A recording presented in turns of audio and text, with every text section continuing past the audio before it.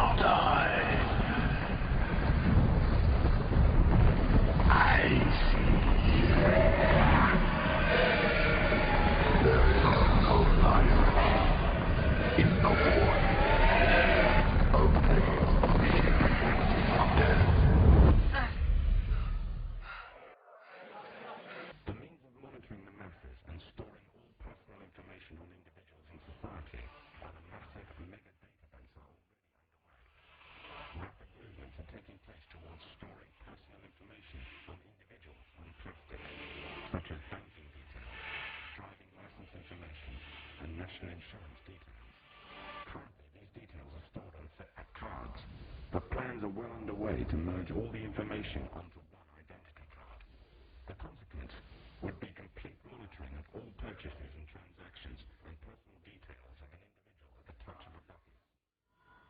In 1992, the Vice Chancellor of the British Supreme Court, Nicholas Wilkinson, told the High Court that if the information obtained by the police, the Inland Revenue, the social services, the health service and other agencies were to be gathered together in one file, the freedom of the individual would be greatly at risk. Do it. We somehow have to mobilize the technological resources of the internet to create some kind of new political force in this country. So is there anything else about the ruling class we should know?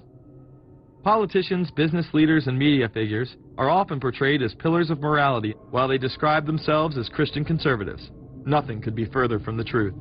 In reality, many of the elite are groomed at a young age to take part in occult rituals. Those who attend Yale are indoctrinated into the Order of Skull and Bones, an elite secret society cloaked as a fraternal order. Yale University is 300 years old this year, and were you to visit its campus, you would see that it still has exotic clubhouses, which look like tombs where Yale's legendary secret societies meet. Their prestige and importance have largely evaporated, but the rituals are still a secret. And so when we heard that some enterprising characters had managed to spy on the famous Skull and Bones Society, we couldn't resist. Skull and Bones, people say it's a fraternity at Yale University, but it's really a postgraduate organization. So it was founded in 1832, and it's not like a normal fraternity. People don't pledge. These people choose who they want to come. So they do the recruiting. They recruit 15 people every year, people who they see are going to be powerful people in the future. So they're recruited when they're a junior in college. A lot of these people come from really wealthy and influential families because they know that this person has the resources to then elevate them to a position of power that can benefit the club.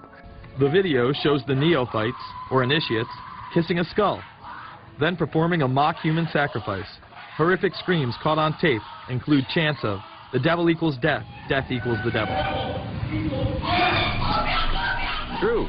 Famous alums include Senators John Kerry and John Chafee, to name two, cabinet secretaries such as Averell Harriman, and 3 presidents, William Taft, George Bush, and George W. Bush, who's been reluctant to talk about Skull and Bones. Does it still exist?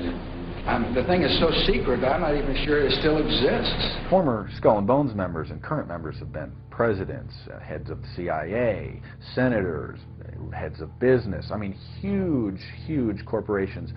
These people have the network that brings them to such a position of power that most people could only dream of. Bush would run against his fellow bonesman and distant cousin John Kerry in 2004. You both were members of Skull and Bones, a secret society at Yale. What does that tell us? Not much, because it's a secret. Is there a secret handshake? Is there a secret code? I wish there were something secret I could manifest. 322, a secret number? There are all kinds of secrets, Tim. You were both in Skull and Bones, the secret society. It's so secret we can't talk about it. What does that mean for America? The conspiracy theorists are going to go wild. I'm sure they are. I don't know. I haven't seen the web. Number 322? This is an elaborate, occult, ritualistic entry into this group that they are now a member of for life.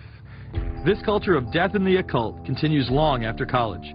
Later on in life, these pagan rituals carry on in the redwoods of Sonoma, California. What is the Bohemian Grove? Well, it's a kind of summer camp for the powerful, an all-male gathering in great secrecy. This group was formed in the late 1800s by artists, industrialists, and politicians. Bohemian attendees worship the owl as their deity. The Aztecs, Mayans, and other natives of Mesoamerica considered the owl a symbol of destruction and death. This is why the opening ritual for the club is the cremation of care. During the ritual, the effigy of a baby is rowed across the water by the Grim Reaper and given to a high priest, who then tosses it on a fiery sacrificial altar. He has been called by many names. The Lawless One, the Beast, the Arch Deceiver, but most know him as the Antichrist.